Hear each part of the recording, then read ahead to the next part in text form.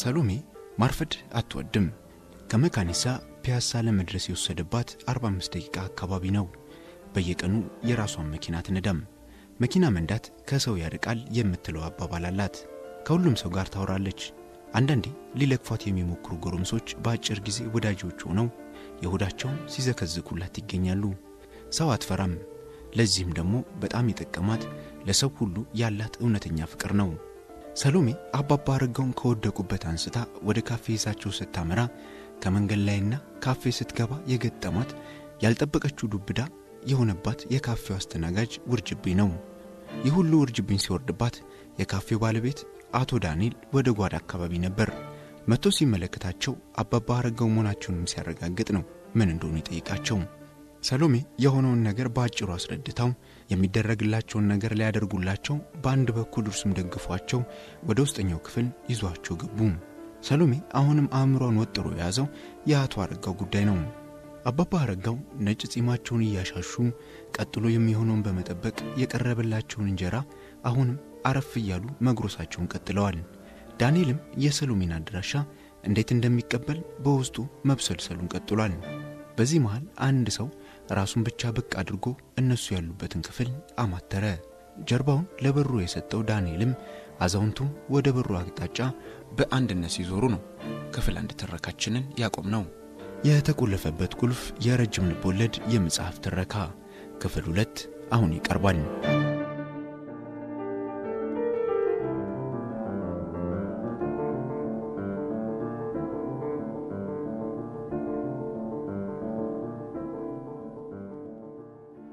ሰዓቱ ከምሽቱ 12 ሰዓት ተኩል ይላል።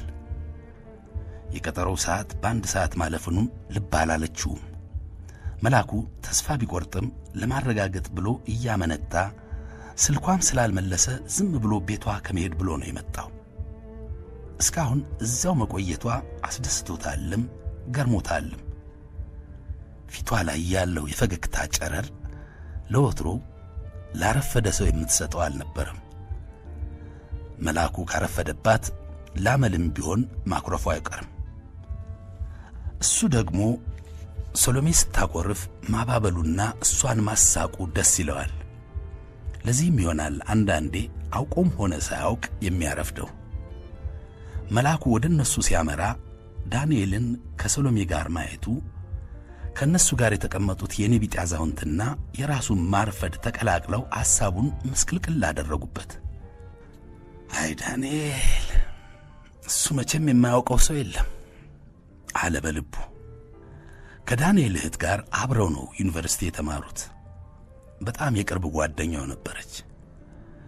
ወደ ውጭ ሀገር ከመሄዷ በፊት አይለያዩም ነበር። እሷ ህልሟም ምኞቷም አሜሪካ ነበር።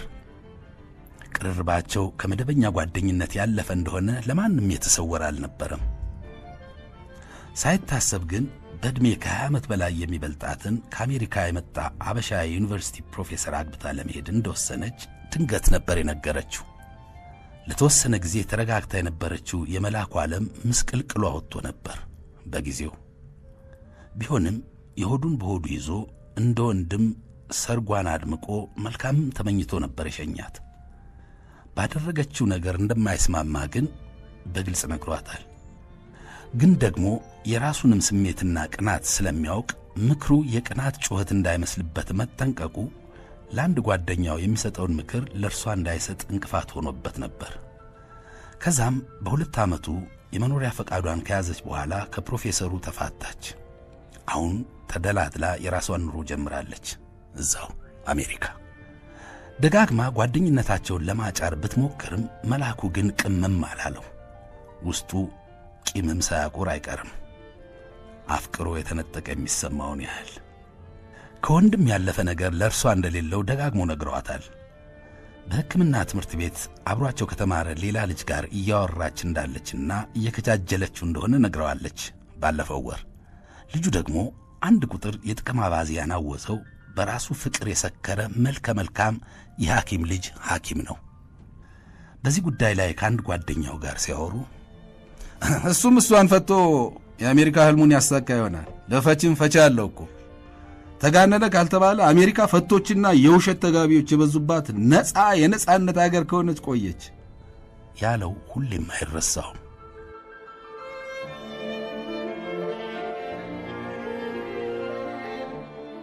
የሶሎሜ ፊት አፈካክና መላኩን ስታይ ያሳየችው ስሜት ዝም ብሎ ጓደኛ እንዳልሆኑ እንዲጠረጥር አድርጎታል ዳንኤልን። መላኩ ካጠገባቸው ሲደርስ ከመቀመጫው ብድግ ብሎ መሌ አንተ ለመሆኑ ባገር አለ ወይ? መሌ ደግሞ አንተ እንዴት ነው ያማረብህ ባኬ? በጣም ጠፋህ እኮ። ማዘር እኮ በቃ ደጋግማ ነው የምትጠይቀኝ። ኧረ እባክህ ጠይቃት። ቤቢም በቀደም ደውላ ጠፋብኝ ስትል ነበር አለ። አእምሮውን የያዘውን ሶሎሜን የመተዋወቅ ፍላጎቱን አጥፍቶ የልቦና ሚዛኑን ለማስተካከል እየታገለ ሶሎሜ የመላኩ ገርል ፍሬንድ ናት ብሎ በሐሳቡ ደምድሟል። ጨዋ ወንድ አንዲት ሴት ከሌላ ወንድ ጋር መሆኗን ካወቀ ወይም ከጠረጠረ እጁንም ልቡንም መሰብሰብ አለበት የሚል መርህ አለው። ይህን ደግሞ እንደ ሃይማኖት መመሪያ ነው የሚያከብረው። መላኩን ጥምጥም ብሎ አቅፎ ሰላም አለው። ዳንኤልን ሰላም ካለ በኋላ መላኩ ወደ ሶሎሜ መቀመጫ ጠጋ ብሎ ሰሊ፣ መቼም ሰውም አታረጊ፣ ይቅርታ ብቻ ነው ምለው። ማብራሪያውን በኋላ ከአቅም በላይ የሆነ ችግር አጋጥሞኝ ነው።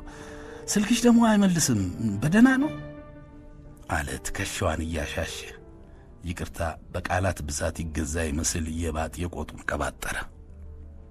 ሶሎሜ ፊቷ አሁንም በፈገግታ እንደተሞላ ጣት ቸኩዬ ከቤት ወጥቼ ስልኬን ረሳሁት፣ ይቅርታ። ደሞ እዚህ ከመጣው በኋላ አንዳንድ ነገሮች አጋጥሞኝ በቃ ጊዜው እንዴት እንደሄደም አላወቅኩም። ይሄኔ የት እንደነበርኩ ታውቃለህ አይደል? አለች ሳቅ እያለች እጁን በሁለት እጇ ይዛ እያሻሸች። ማንንም ቢሆን ከ20 ደቂቃ በላይ አትጠብቅም። ይህ የእሷ የቀጠሮ ሕግ ቁጥር 2 ነው። ቁጥር 1 ደግሞ እሷ አታረፍድም። አባባ አራጋው አንዴ አንዱን አንዴ ሌላውን እያዩ በእግራቸው መሃል የያዙትን በትር ደገፍ እንዳሉ ግራ ቀኛቸውን ያጤናሉ። አንደበታቸው በዝምታ ቢሸበብም ውስጣቸው በብዙ ጫጫታ መራወጡ አልቀረም። ዙሪያ ገባውን ባርሞ እያዩ የሚቀጥለውን ነገር በመጠበቅ ወንበራቸው ላይ እንደተሰፉ ናቸው። መሊ ታውቃቸው አባባ አራጋው ይባላሉ። እዚህ ነው የታወቅነው። ዝርዝሩን በኋላ አጫውታለሁ። ከዳንኤል ጋር ማን ታስተዋወቀኝ እንጂ ቤተሰብ ትመስላላችሁ አለችው ወደ ዳንኤል ዞራ ፈገግ በማለት። ትንሽ እንዳወሩ ዳንኤልም ጓደኞቹ ትዝ ብለውት ኦ ማይ ጉድነስ አራኔም ልሂድ፣ ጓደኞቼንም እኮ ረስቼ እዚሁ ቀረሁ። አይዞት አባባ እኛ እዚህ አለን። እንግዲህ እንኳን እግዚአብሔር አተረፈው። መሌ አትጥፋ፣ ለማዘር ደግሞ ደውለሃለሁ በላት። ሶሎሜ ሪሊ አም ሶ ኢምፕረስድ። በጣም በጣም በጣም ደግ ሰው ነሽ። እንግዲህ አሁንማ መሌም ዘመድ ነው፣ እንገናኛለን። አደራ አይ ሪሊ ዋንት ቱ ኖው ምን እንደምትሰሪ ምናምን። ደግሞ was really a pleasure meeting you አለና ሁሉንም ጨብጦ ተሰናብቷቸው ጓደኞቹ ወዳሉበት ወደ ሌላው ክፍል ሄደ። ሰሎሜም ዳንኤልን ከልቧ አመሰገነችው። አዛውንቱም መሬት ለጥ ብለው እጅ ነሱ።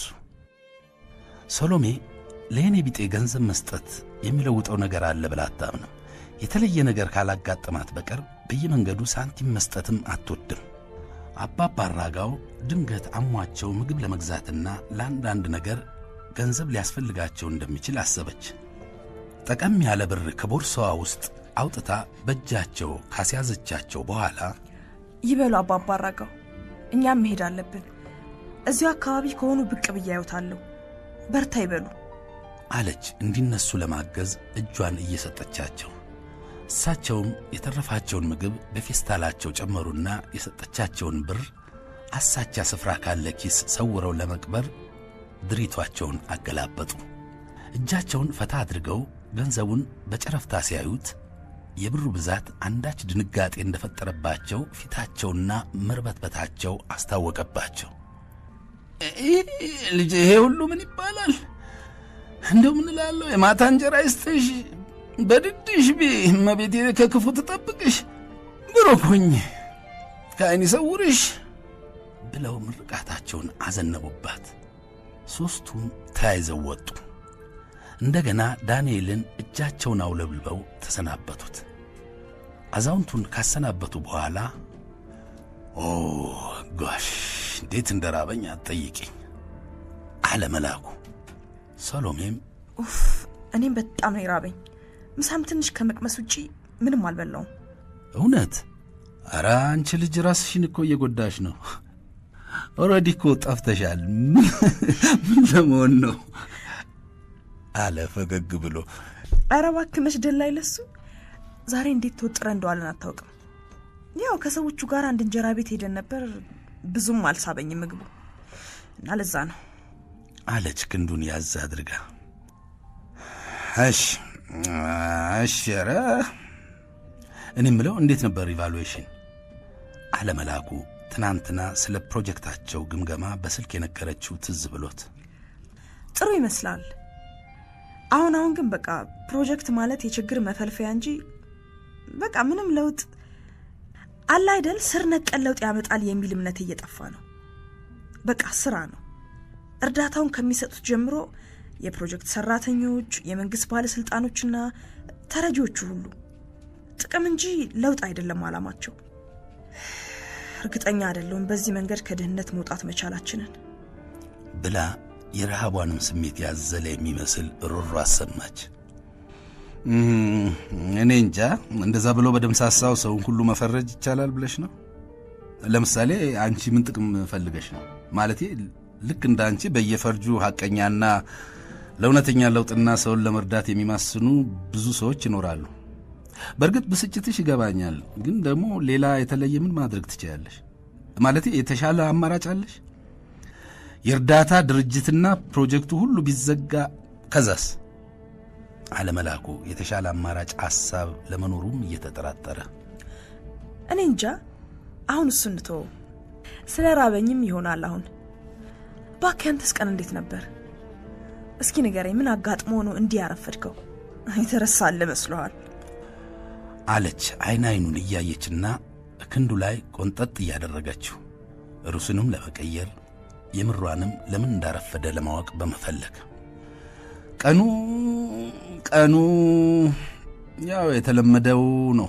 ስራ፣ ስብሰባ፣ ናቲንግ ኒው። አለቃችን ከውጭ ተመልሷል አለና የመኪናውን ቁልፍ ከኪሱ አውጥቶ ተሳፋሪ በሚገባበት በር በኩል ሄዶ ሶሎሜን ካስገባ በኋላ እሱም ገብቶ ሞተሩን አስነሳ።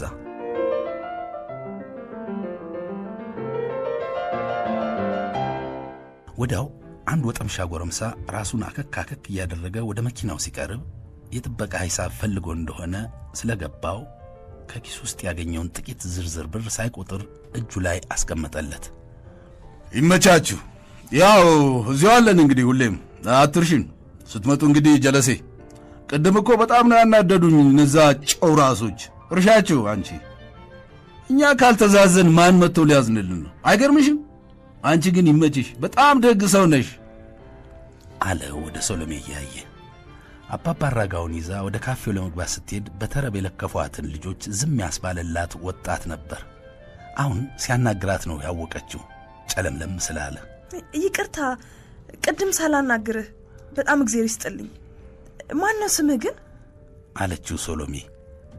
መልአኩ ለሚያወሩት ነገር እንግዳ ቢሆንም መኪናውን ማስነሳቱን አቁሞ አንድ የጎረምሳውን አንድ የሶሎሜን እያየ ማዳመጡን ቀጥሏል።